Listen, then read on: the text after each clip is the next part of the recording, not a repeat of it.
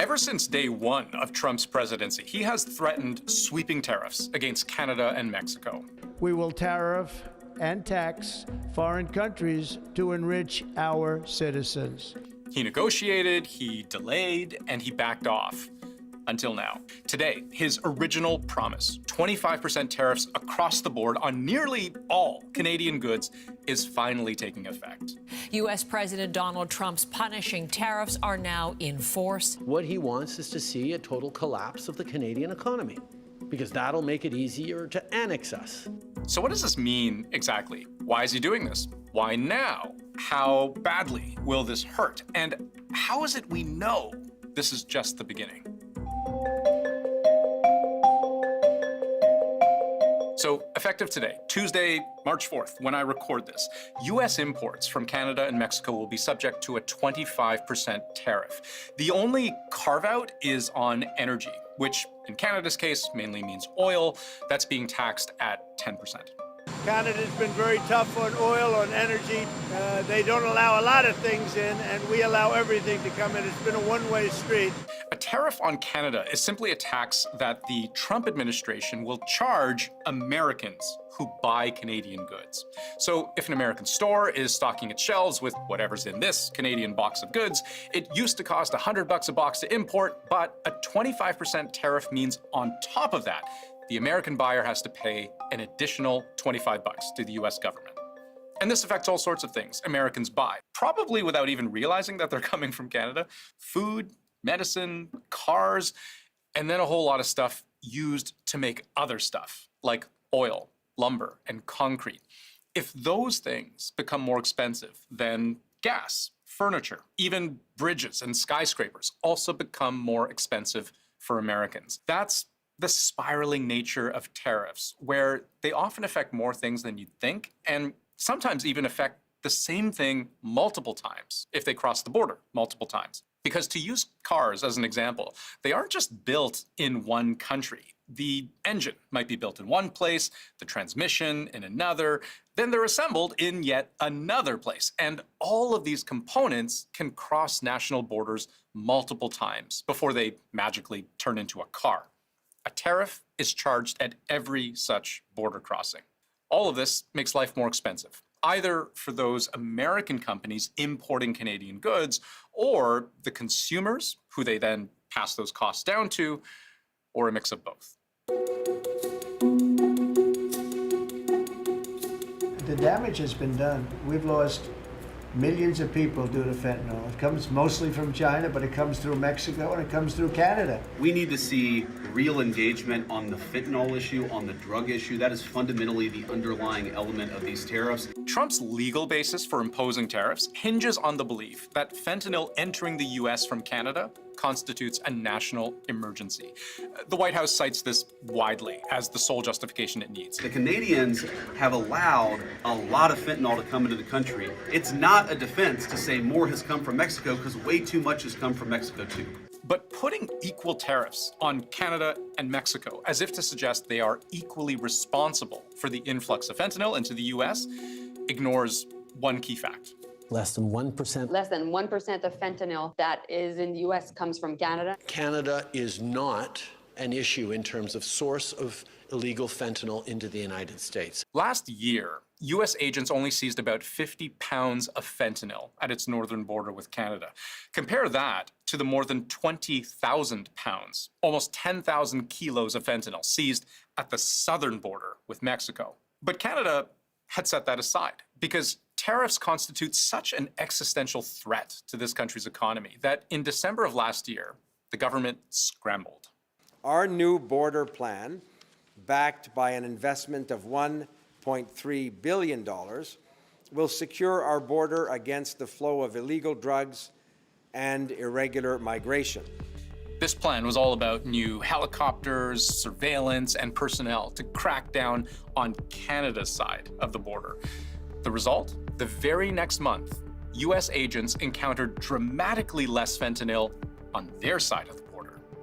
This is U.S. data, how much fentanyl they're stopping on their border with Canada. So You can see there are some months in 2024 where they seized 6 pounds of fentanyl. Here's 17 pounds, 7 pounds in September last year. But if I hover over January 2025, after Canada clamped down, US agents only came across 0.03 pounds of fentanyl the entire month. Even the excuse that he's giving for these Paris tariffs today of fentanyl is completely bogus, completely unjustified, completely false. So what I don't fully understand, just based on the raw numbers that I'm seeing, is whether there was ever truly a way for Canada to avoid Trump's tariffs.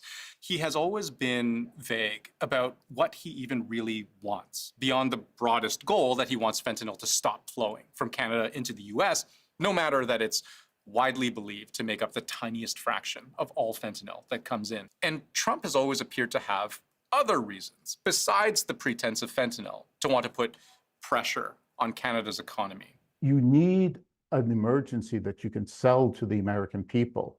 A fentanyl crisis does that. It's simply been a means to an objective, which was to gain tariff authority. And he made this clear as recently as yesterday. I would just say this to people in Canada or Mexico: if they're going to build car plants, the people that are doing them are much better off building here. Yes, a big part of Trump's vision for tariffs is as a tool to bring manufacturing back to the US. We have a tremendous deficit with Canada. We don't need them to make our cars. We don't need them to give us lumber. We subsidize Canada by the tune of about $200 billion a year. And for what? Tariffs force American buyers to make a tough choice. Continue buying Canadian with more and more tax piled on top, or buy American. And better still, if you're a company that currently makes things in Canada, because there, maybe you have access to the right skills, lower wages, a lower dollar, cheaper energy, well, things are about to get more expensive for you. So why don't you just save yourself the trouble and relocate everything to the States? That's America first. The United States has been ripped off by virtually every country in the world. America will be a manufacturing nation once again. There is no question a 25% tariff on Canada will be devastating for its economy, because a country like Canada relies much more on the US than the US relies on Canada. 78% of our exports go to the United States. And so if those exports are suddenly 25% more expensive, then Americans aren't going to buy them. Or they may buy what they need, but they're going to buy significantly less. If experts are right that Canada's GDP could very plausibly take, say, a modest 2% hit to GDP, maybe that doesn't sound like a lot, but on $2 trillion of GDP, 2% is $40 billion. That's more than what Canada has typically spent on its entire national defense budget. That's a huge amount of money that has a domino effect across entire industries: forestry, agriculture, the auto sector.